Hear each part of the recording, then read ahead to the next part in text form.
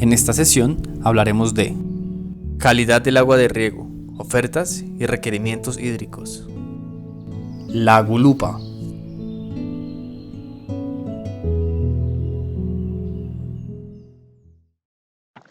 Muy buenos días, mi nombre es Jessy Andrés Zapata Arango, ingeniero agrícola y trabajo con la E-Systems Technology en el proyecto de frutas y hortalizas tipo exportación en convenio con la Gobernación de Cundinamarca.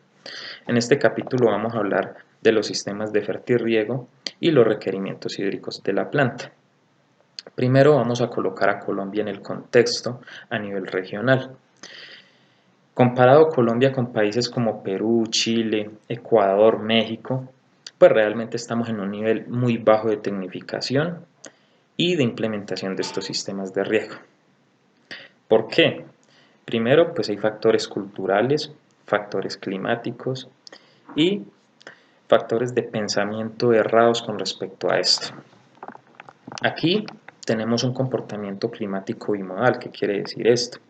Que tenemos un régimen de lluvias que tienen dos picos, en el cual caen lluvias de marzo a abril y de septiembre a octubre aproximadamente. Y a lo largo de todo el año caen precipitaciones frecuentes. Entonces uno le dice al productor, venga, vamos a instalar un sistema de fertirriego, y él dice, no, es que aquí cae mucha agua, entonces yo no necesito esto.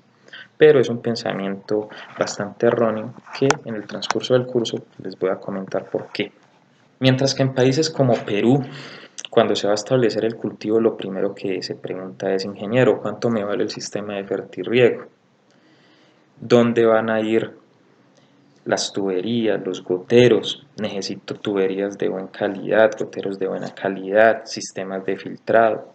O sea, allá por lo primero que preguntan es por el sistema de fertirriego. ¿Y por qué esto? Pues que el sistema de fertirriego a mí me trae grandes beneficios. Primero, de eficiencia. Segundo, disminución de mano de obra. Tercero, mayor rentabilidad. Ahora bien, vamos a hablar qué tipos de sistemas hay. Entonces tenemos un sistema de riego por goteo, sistema de riego por microaspersión, por aspersión y de ahí para adelante los que haya. En el marco del proyecto hemos recomendado trabajar con un sistema de riego por goteo, pues no hay que desconocer que la demanda actual de agua es muy alta y por factores climáticos como el calentamiento global, el agua cada vez se escasea más. Continuando con esta serie de capacitaciones, en este caso tocaremos el tema del agua, pero desde la problemática. Evidentemente, dentro del convenio 013 de 2014. Y es que las noticias sorprendieron al mundo en diciembre del 2020. France 24 tituló: El agua ahora se transa en la bolsa de Nueva York, anticipando problemas de escasez. Recientemente, el 21 de enero del 2021, la Deutsche Welle tituló: Especulando con el agua, ¿bien comercial o derecho humano? Y en los diarios colombianos, El Tiempo, el 9 de diciembre del 2020 tituló: ¿Por qué el agua debe entrar al mercado como el petróleo? Es así que el agua comienza a cotizar en la bolsa por temor a la escasez. Y el mercado de materias primas de la bolsa de Nueva York, donde se cotiza el petróleo, oro, carbón, aluminio y madera, empieza a recibir entonces la cotización de los valores por el agua. Pero no es que el agua se vaya a vender, lo que se vende son los contratos a futuro. Este proceso empezó en el mercado de futuros de California, en el Nasdaq Veles California Index. ¿Pero qué es un contrato de futuros? Los contratos de futuros son contratos con los que los compradores y los vendedores se comprometen a intercambiar bienes en un momento determinado del futuro, a un precio determinado. Esos contratos buscan evitar la volatilización del precio a futuro. ¿Pero esto es bueno o es malo? Si usted, amigo agricultor, puede conocer el precio del agua de regadío para el año 2022, le permitirá tener una mejor gestión financiera y esto será bueno. Pero si estos contratos pasan de mano en mano, es decir, entre inversionistas e inclusive aseguradoras, se generará un proceso de especulación y esto será malo. Simon Poleston Jones, ex jefe europeo de la Asociación de la Industria de Futuros, dijo lo siguiente: necesitamos pensar en las posibles consecuencias negativas, directas e indirectas, de tratar el agua como una mercancía en lugar de un recurso. Y es que el agua es tan importante que la FAO desarrolló el portal Aquastat. Aquastat es un sistema mundial de información de la FAO sobre el agua en la agricultura. Aquastat recopila, analiza, difunde datos e información por país sobre los recursos hídricos, el uso del agua y la gestión agrícola del agua, con énfasis en la agricultura de regadío en África, Asia, América Latina y el Caribe. Proporciona datos, metadatos, informes, perfiles de países, perfiles de cuencas hidrográficas, análisis regionales, mapas, tablas, datos especiales, directrices y otras herramientas sobre recursos hídricos, recursos del agua, riego, como ubicación, área, tipología y tecnología, presas y también instituciones políticas y legislación relacionada. Pero ¿cómo se encuentra Colombia frente al mundo? El cronista de Argentina, en un informe del 26 de enero del 2021, presentó los 10 países con mayores recursos hídricos. Esta clasificación colocó a Colombia en el 6º lugar, con un total de recursos hídricos renovables reales de 2.360 kilómetros cúbicos por año. Es decir, nos encontramos en un lugar privilegiado con respecto a los demás países del mundo. Pero ¿qué puede hacer usted, amigo agricultor, para mejorar y aportar en esta problemática? Primero, hacer medición del agua requerida, del agua disponible y del agua usada en procesos agrícolas y pecuarios. Usar sistemas de riego tecnificados, como goteo y microaspersión. Fomentar el uso de coberturas. Esto ayudará a evitar la evaporación directa. Construir reservorios para reciclar el agua lluvia. Y recuerde siempre tener asesoría técnica adecuada para el diseño, instalación y uso de sistemas de riego. De esta manera, amigo agricultor, usted podrá hacer un aporte positivo para disminuir la problemática del uso del agua. Más ahora que este recurso empieza a cotizar en la bolsa de valores. Luego de conocer la perspectiva actual del agua, seguiremos hablando de los sistemas de fertirriego. Entonces, cuando tenemos sistemas de riego por aspersión, pues realmente estamos derrochando agua. Como dice un colega mío, Miguel Ángel Romo, ingeniero agrícola, que ha tenido una larga experiencia en países como Perú, Chile, Ecuador y otros de la región. Él dice que estos sistemas son sistemas para echar agua, porque realmente la eficiencia de un sistema de riego por microaspersión estamos hablando de cerca del 60-70%, mientras que un sistema de riego por goteo estamos hablando de una eficiencia del 90-95%. Es decir, que no estamos botando agua y los requerimientos energéticos son menores. Por lo tanto, aquí en Colombia tenemos sistemas de plantaciones bastante extensivas, como son el banano, el cultivo de flores. Los cultivos de flores son los que más tecnificados están en el tema de sistemas de fertirriego. Sin embargo, no alcanzamos a llegar a donde deberíamos de estar. Cuando estamos aplicando un sistema de fertirriego por microaspersión o aspersión, pues la eficiencia va a ser muy baja, el aumento de sales en el suelo va a ser mucho mayor, se van a concentrar más sales, y en el sistema de riego por goteo la concentración de sales es mucho menor. A la larga, la productividad y la rentabilidad van a ser mucho mayores.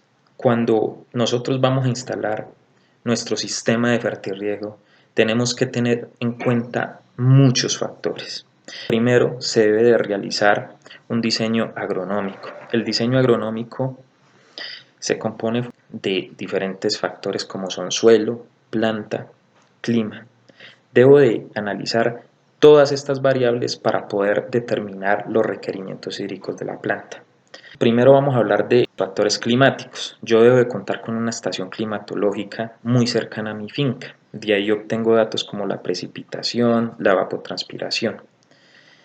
Yo escojo un récord de datos en lo posible mayores a un año y escojo la evapotranspiración mayor.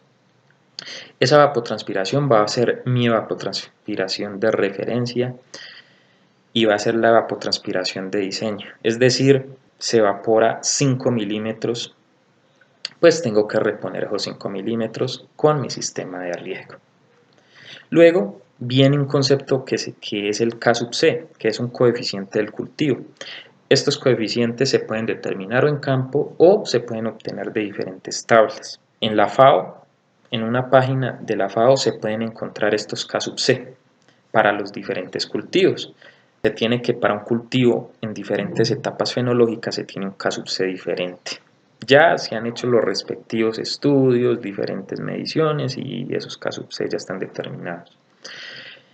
Luego se determina la evapotranspiración del cultivo, que es la multiplicación del K sub C por la evapotranspiración de referencia. Esta evapotranspiración se divide por la eficiencia de mi sistema de riego y con eso determinamos la lámina de riego que debemos aplicar para poder reemplazar esa agua evapotranspirada. Esto es fundamental para determinar mi lámina. Luego vienen otros factores, como son el suelo. Yo debo de saber en qué tipo de suelo estoy trabajando, si estoy trabajando en un suelo arenoso, franco o arcilloso. Sabemos que un suelo franco retiene buena humedad, un suelo arcilloso retiene mucha más humedad y un suelo arenoso no retiene tanta humedad. Por lo tanto, su drenaje va a ser mucho mayor, su infiltración va a ser mayor. ¿Para qué nos sirve conocer qué tipo de suelo tenemos en nuestra finca? Pues con esto podemos determinar qué tipo de gotero vamos a utilizar y con qué caudal.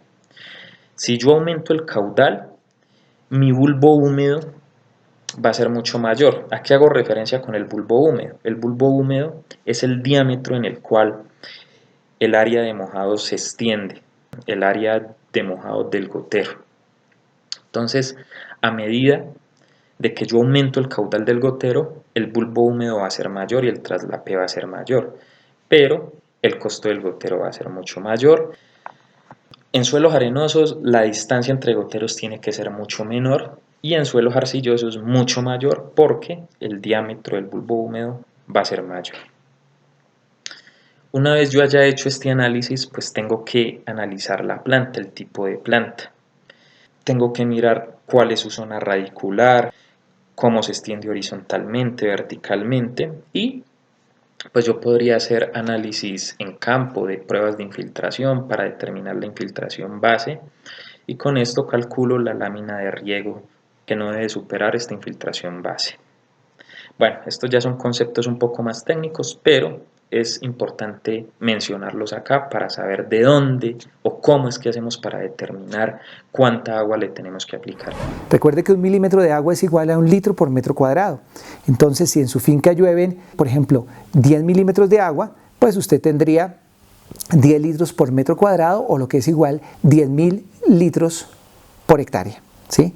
Entonces, es supremamente importante saber cuánta cantidad llueve para así poder determinar y hacer un balance hídrico adecuado. Ya conociendo nosotros cuántos goteros van a ir por hectárea y conociendo el caudal de cada gotero, pues hacemos la multiplicación y determinamos cuánto va a ser el caudal para aplicar a nuestro cultivo. Con este caudal de diseño, pues ya luego realizando algunos cálculos que ya son el componente del diseño hidráulico, donde uno determina pérdidas de fricción en las tuberías, pérdidas por diferencias de nivel o de cota, pérdidas por accesorios, pérdidas en la válvula, pues ya calculamos el caudal que tiene que ser un poco mayor, el caudal de la bomba. Ya con esto determinamos cuál va a ser el caudal de la bomba de trabajo. Entonces vamos, buscamos qué tipo de bomba necesitamos y ya con esto tenemos la fuente de potencia. Ahora bien, conociendo cuáles son nuestras fuentes hídricas, podemos determinar si son aguas de buena calidad, de mala calidad, si tienen sedimentos que puedan obstruir los goteros. Ya de acuerdo a esto, a un análisis microbiológico o análisis de agua físico-químico, podemos realizar el respectivo tratamiento al agua.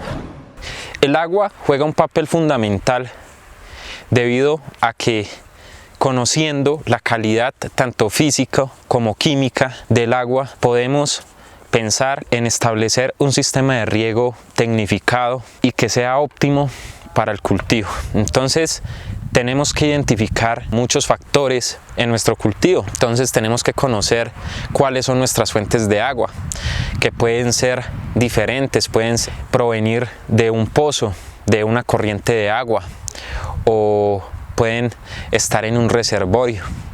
Entonces tenemos primero que identificar de dónde proviene el agua. Posteriormente tenemos que tomar un análisis de esta agua. Entonces el análisis va enfocado a conocer cuáles son los parámetros físicos y químicos, porque de esto va a depender si tenemos que realizar un tratamiento o no al agua. Conociendo pues esto, vamos a realizar el análisis físico-químico y microbiológico. ¿Cómo se hace este análisis? Para ello tenemos que tener en cuenta dos aspectos: los materiales y el método. En la ficha de registro básicamente vamos a colocar el nombre de la finca, el nombre del productor, la ubicación, el municipio, la vereda, el teléfono, y vamos a pegar esa ficha con una cinta adherida a nuestro recipiente. El recipiente debe de ser un recipiente de 500 mililitros a 1000 mililitros o 1 litro. Este recipiente puede ser plástico o puede ser de vidrio. Sin embargo, si utilizamos un recipiente de vidrio, se corre el riesgo de que se nos caiga y se nos quiebre. Lo más recomendable es utilizar un recipiente plástico, pero este recipiente debe de estar previamente esterilizado, y esta esterilización la podemos hacer en nuestra propia finca con agua de ebullición o hirviendo agua. Se ingresa el agua al recipiente, se cierra el recipiente y se enjuaga 2 o 3 veces. Con este método garantizamos una esterilización del recipiente. Es importante porque el recipiente puede tener algunos desechos o puede venir infectado, y si no hacemos esta previa esterilización, pues se corre el riesgo de que la muestra de agua salga alterada y no salga con los resultados que realmente deberían de salir. También se debe de contar con una nevera y con un material refrigerante que puede ser hielo. ¿Esto por qué? Porque cuando se tome la muestra de agua, se debe de tomar y ubicar en la nevera y llevar inmediatamente al laboratorio. No se debe dejar de pasar más de 12 horas una vez se haya tomado la muestra de agua. Entonces, importante previamente también identificar y escoger un laboratorio que esté debidamente certificado, que nos dé la garantía de que los análisis que nos van a proporcionar van a ser unos análisis adecuados para el cultivo. Entonces, siempre verificar, consultar cuáles son los laboratorios, en qué realizan sus análisis, cuáles son sus fuertes, y de acuerdo a eso escoger también el laboratorio, también mirando el precio. El precio de una muestra de agua puede estar entre 100 y 120 mil pesos el análisis aproximadamente. Entonces se debe tener en cuenta estos materiales y también un marcador o un lapicero para llenar estos datos de los cuales pues ya comenté. Ahora bien, tenemos que identificar nuestras fuentes de agua. Entonces, si tenemos un pozo, sabemos que nuestra agua está estancada. Entonces, ¿cómo es el método de la muestra de agua allí? Debemos de dejar correr el agua. Si contamos con una bomba, poner a recircular el agua, porque pues el análisis no saldría totalmente correcto si tomamos la muestra de un agua estancada. Entonces debemos de poner a funcionar la bomba, preferiblemente con 48 horas de anticipación, a la toma de la muestra y tratando de ubicar el recipiente 30 centímetros debajo de la superficie del agua. Ahora, si tenemos nuestra fuente de agua proveniente de la llave, como pasa en muchas fincas, muchas veces se utiliza este agua también para las aplicaciones fitosanitarias. Entonces recordemos que pues si la calidad del agua no es la óptima, pues también vamos a tener problemas en la eficiencia de la aplicación de los fertilizantes, de los fungicidas, insecticidas. Entonces siempre es importante tanto para el riego como para las aplicaciones fitosanitarias y de fertilización.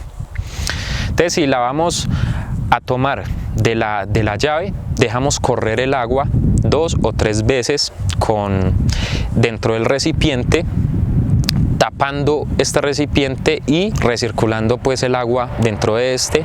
Ahora, si tenemos una corriente de agua, que puede ser un río, una cañada en la cual hay una corriente y que esa es nuestra fuente, pues nos dirigimos allá con el recipiente vacío, introducimos el recipiente dentro de esta corriente de agua a cierta profundidad, siempre que esté cerrado. ¿Por qué no lo introducimos abierto? Porque en la corriente superficialmente pueden venir desechos o pueden venir cualquier tipo de contaminantes que vienen en la corriente. Entonces lo ideal es, teniendo sumergido el recipiente, lo volteamos lateralmente y teniéndolo allí, abrimos el recipiente, abrimos la tapa y procede a llenarse totalmente el recipiente.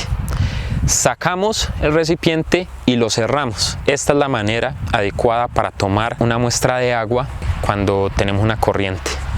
Y también podemos tener un reservorio o un tanque en el cual tenemos nuestra agua. Pasa lo mismo que con el pozo. Se debe de tratar de tomar la muestra de agua a la entrada o a la salida del agua, o sea, en la captación o en la salida, y previamente vaciar el tanque, llenarlo, evitando tomar una muestra de agua que esté estancada.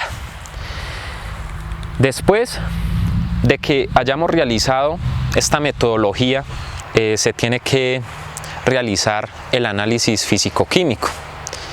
La recomendación debería venir de algún ingeniero agrónomo o agrícola que tiene el conocimiento del por qué y para qué se hace este análisis. El laboratorio y los análisis físico-químicos específicamente son esenciales aliados para la toma de decisiones para el óptimo desarrollo de los cultivos. Podemos caracterizar los recursos más importantes, tales como el suelo, las aguas de riego y el material vegetal, ya sean las hojas o los frutos. Determinar la presencia y la cantidad de elementos y compuestos que beneficien el óptimo desarrollo del cultivo, así como los contaminantes, tales como residuos de pesticidas y metales pesados, los cuales presentan inconvenientes para la salud, tanto del medio ambiente como humana. Para el tratamiento de las muestras es necesario realizar el seguimiento de normas internacionales, tales como la ISO o estándares de la USPA, entre muchas otras organizaciones dedicadas al control y la provisión de información comprobada y validada para realizar los análisis. La muestra es el ítem más importante de todo el análisis. Debe representar toda la información que deseamos interpretar. Determinar todos esos parámetros me permite una interpretación aceptada para la toma de decisiones, desde los análisis físico-químicos como los microbiológicos y los de biología molecular. En este instante vamos a proceder a hacer una descripción del recibimiento, tratamiento y lectura de las muestras para realizar el posterior dictamen de un resultado que debe ser aplicado a la realidad del campo. Cuando una muestra llega al laboratorio es necesario conocer qué se va a determinar. Esto con el objetivo de tener la información necesaria y relevante. En ese orden de ideas es muy importante establecer las metodologías para conocer esa información. Para el caso de aguas, existen métodos estándar de análisis de aguas y aguas residuales, que son diferentes. En ese orden de ideas es muy importante también tener en cuenta cuál es el objetivo de aplicación de esas metodologías y posteriormente realizar una integración de todos los resultados para realizar un diagnóstico clave del cultivo. Los resultados del análisis de laboratorio me permiten varias cosas. Primero, diagnosticar y caracterizar mi cultivo. En segundo lugar, diseñar acciones necesarias, racionales y optimizadas para implementar en el cultivo, y además de esto me permite realizar un ahorro en cuanto a costos de operativos y de insumos, y me permite realizar un valor agregado al cultivo, porque yo puedo determinar las variables y los parámetros más importantes y cumplir de esta forma con los estándares de calidad de buenas prácticas de agricultura y de las normas internacionales que me dan los valores mínimos a cumplir en productos de óptima calidad. El análisis que se tiene que mandar a realizar es el pH, la conductividad eléctrica, sólidos totales disueltos, RAS, que es la relación de absorción de sodio. Pero ¿cómo están conjugados estos elementos, estos factores, y por qué hay que mandarlos a realizar? Pues bien, recordemos que la conductividad eléctrica es la capacidad que tiene un elemento para transmitir electricidad. Entonces, el agua es un conductor de electricidad, pero si tenemos sales disueltas o iones en el agua, que pueden ser cloruros, sulfuros, carbonatos, pues estos elementos son conductores de electricidad alta. Entonces la conductividad eléctrica nos va a dar información de cómo está el agua en cuanto a la salinidad, o cuántos metales o qué presencia de metales están en el agua. Entonces los sólidos totales disueltos justamente hace relación a esto, mide la cantidad de sólidos que están presentes en el agua. Estas dos variables son directamente proporcionales. Si tenemos mayor cantidad de sólidos totales disueltos, pues vamos a tener una conductividad eléctrica más alta. Y si tenemos menor cantidad de sólidos totales disueltos, vamos a tener una conductividad eléctrica más baja. Siempre es importante tener en cuenta estos conceptos, porque muchas veces pues el laboratorio puede brindar simplemente los resultados, pero también es importante saberlos interpretar y que el productor sepa por lo menos la teoría de cada parámetro. El pH también es importante conocerlo, porque nos da una idea de la acidez del agua. Entonces recordemos que el pH se mide de 0 a 14, es un valor adimensional en el cual el 7 es neutro, de 0 a 7 es ácido y de 7 a 14 es un agua alcalina o básica. Entonces es importante este parámetro, porque si tenemos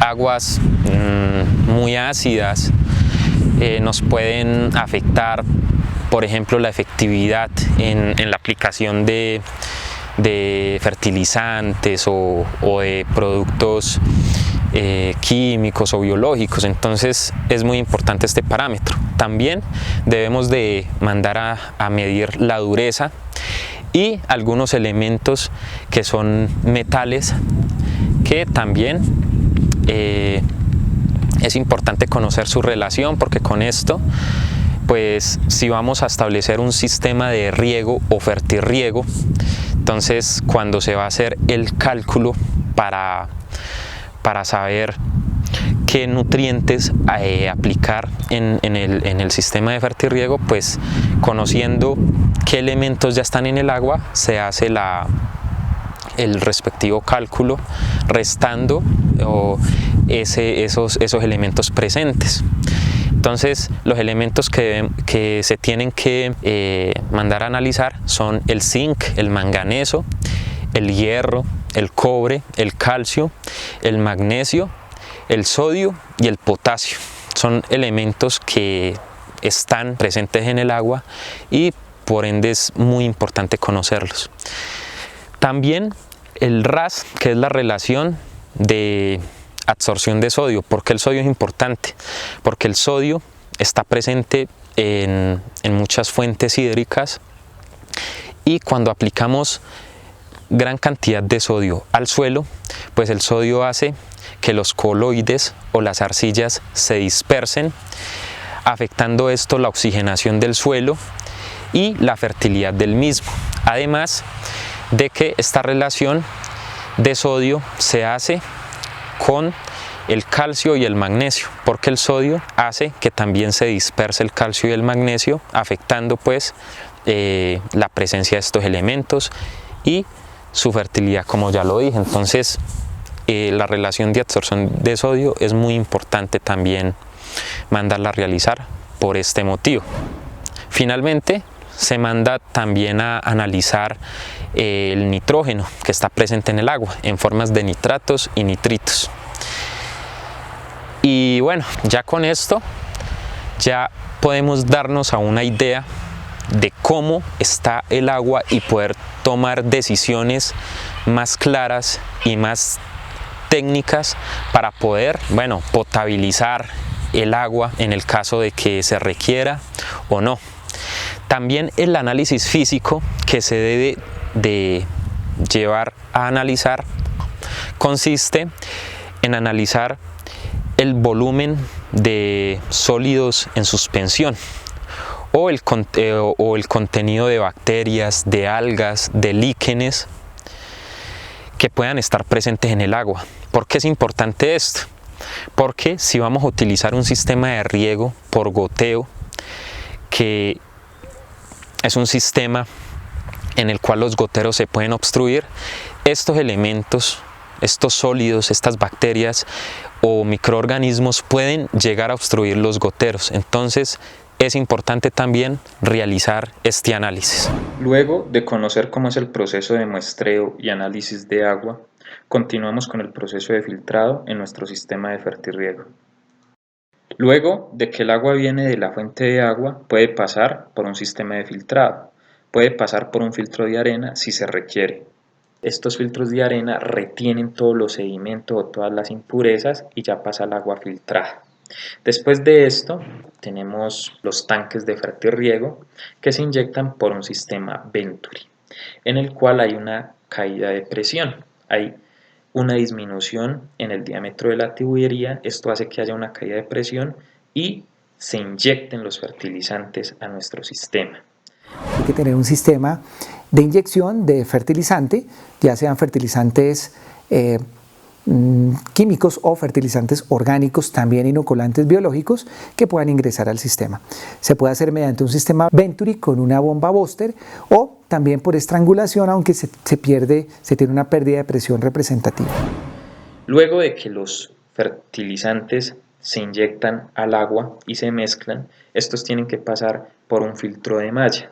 Este filtro de malla es muy importante porque evita que pasen sedimentos o pasen pequeñas impurezas y también puedan obstruir el sistema de riego. Luego puede pasar por la tubería primaria, secundaria, terciaria o laterales y finalmente llega a los goteros. Ahora bien, los goteros. Este es otro campo bastante amplio. Tenemos goteros convencionales o goteros autocompensados y antidrenantes. Los convencionales son aquellos goteros que a medida que aumenta la presión, el caudal aumenta.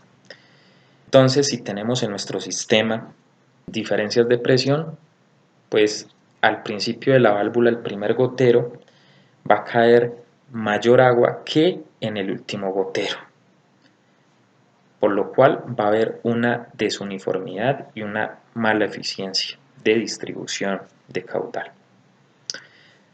Los goteros autocompensados son aquellos goteros que, sin importar que la presión cambie, el primer gotero de la válvula con respecto al último gotero de la válvula va a ser el mismo.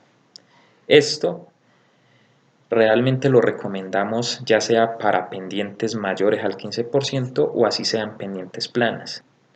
Si yo garantizo y le pongo a mi cultivo goteros autocompensados, pues sí van a tener un mayor costo, pero a la larga vamos a tener mayor productividad, mayor rentabilidad, mayor eficiencia, menor concentración de sales, una buena regulación de pH, etc. O sea, los beneficios que me va a dar trabajar con esto van a ser altísimos.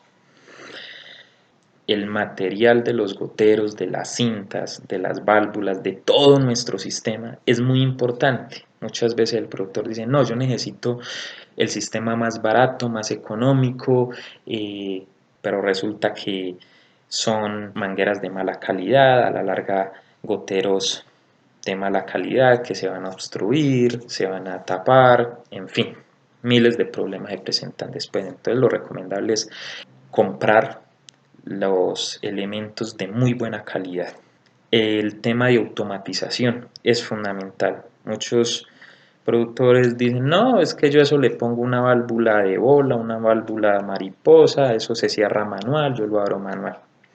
Resulta que cuando hacemos esto de manera manual hay unos cambios bruscos de presión, se puede generar cavitación o golpes de ariete en las tuberías, en la bomba y podemos dañar todo nuestro sistema.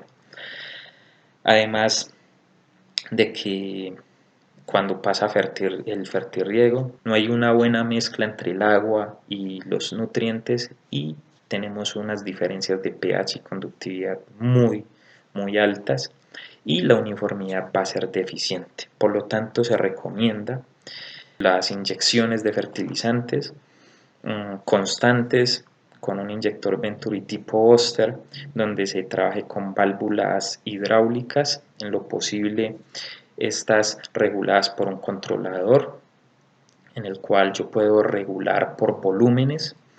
Tengo que estar realizando diferentes medidas en mi terreno, entonces estas medidas yo las puedo hacer con un tensiómetro. El tensiómetro a mí me mide cómo está mi suelo en humedad, si está a capacidad de campo, si está en punto de marchitez permanente, si le hace falta agua. Estas son formas de poder determinar cuándo regar en tiempo real.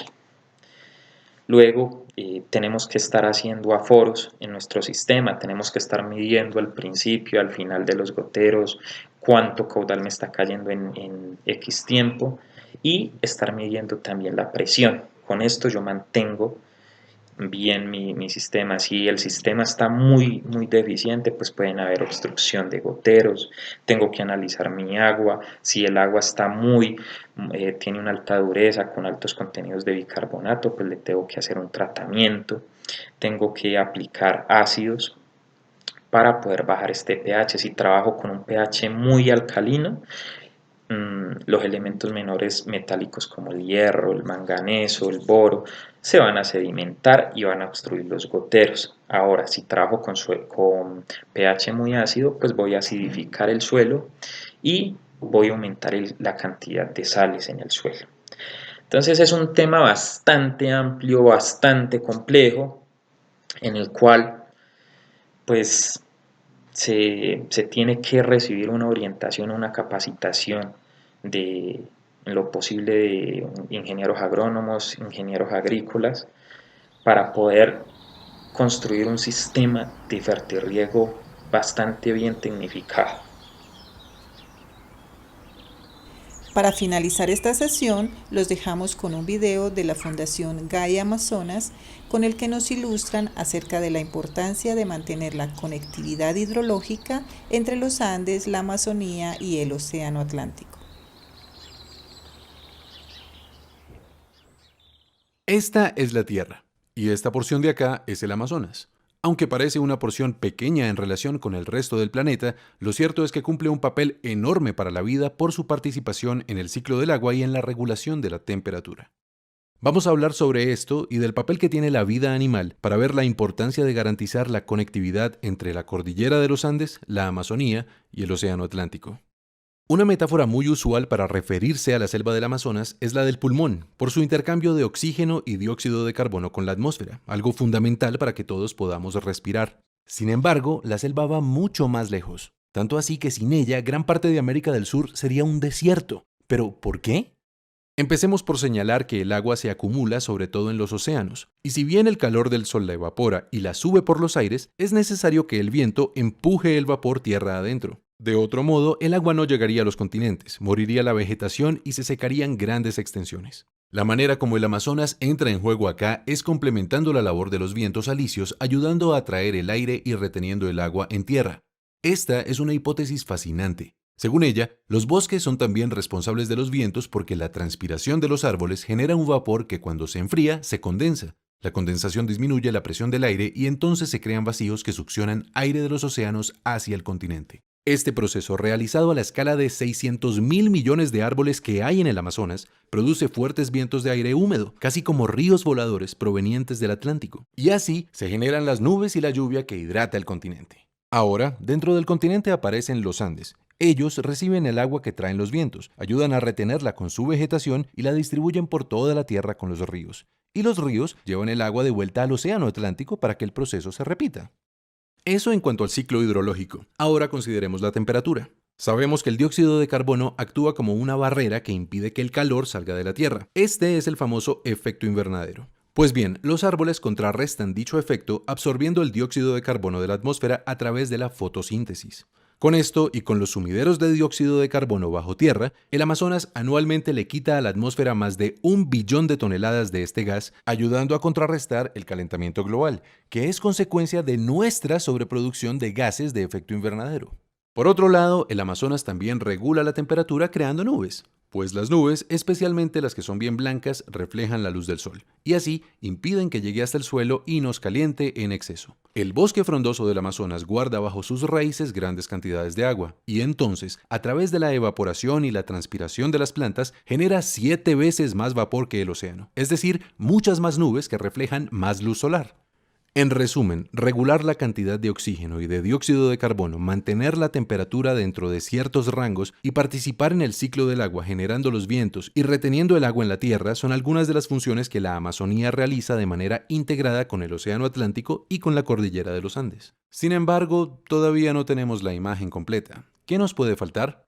Nada más y nada menos que la vida animal. Todos hemos oído, por ejemplo, de la importancia de las aves para diseminar las semillas de los árboles, pero cada animal, cada planta, cada insecto, también los hongos y los minerales, todos realmente cumplen un papel importante en los procesos físicos, químicos y biológicos de la Tierra. Porque pensando desde una perspectiva más amplia, la Tierra es un solo sistema, un organismo que se regula a sí mismo. Cada entidad que la habita es entonces una parte del engranaje completo, del gran organismo planetario.